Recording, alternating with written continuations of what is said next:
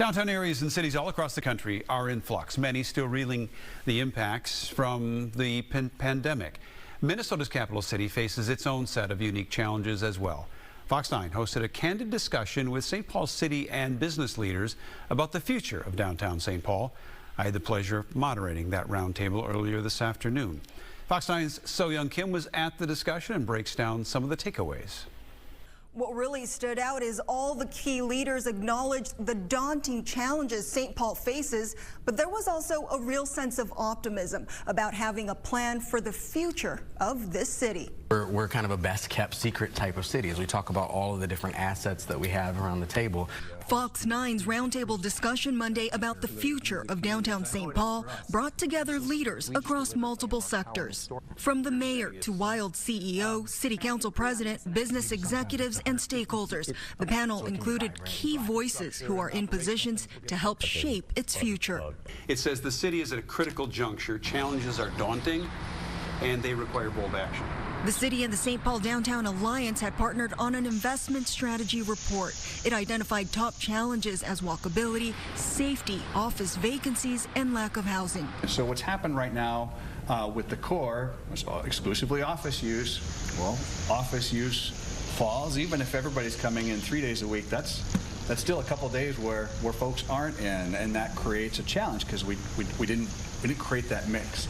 The panel agreed a major opportunity is to reimagine vacant office spaces and infrastructure downtown, and the group's goals were to attract more residents and visitors and create more jobs. Turning these ideas into reality will take investment.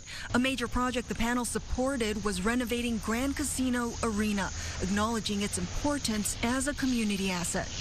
We host naturalization ceremonies, graduations, Hmong New Year. This is not just the Minnesota Wild. But I was just amazed how broadly that is used for so many different events. So what happens next? The city says they'll prioritize transforming downtown in phases people can see and get excited about. So I think we need to be realistic about this is phase one, this is phase two, and this is how it all comes together. If you missed the roundtable discussion, you could watch it in full on demand on Fox Local. Reporting in St. Paul, Soyoung Kim, Fox 9.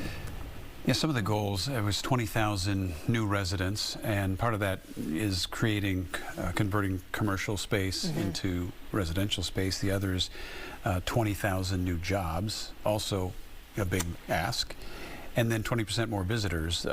Places like Grand Casino Arena, used to be Xcel Energy Center, have returned to their previous visitor levels, previous pandemic, but that's about the only spot that is fully recovered.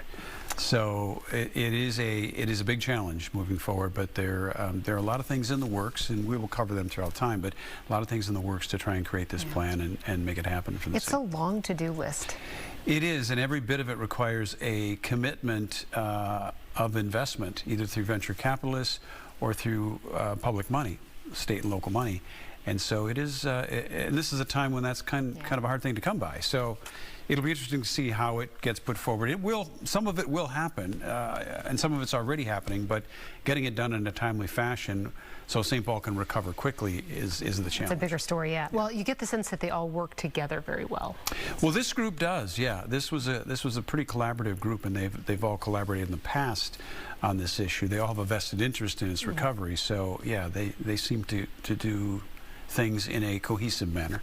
Well, something that we will be continuing to follow in the days ahead.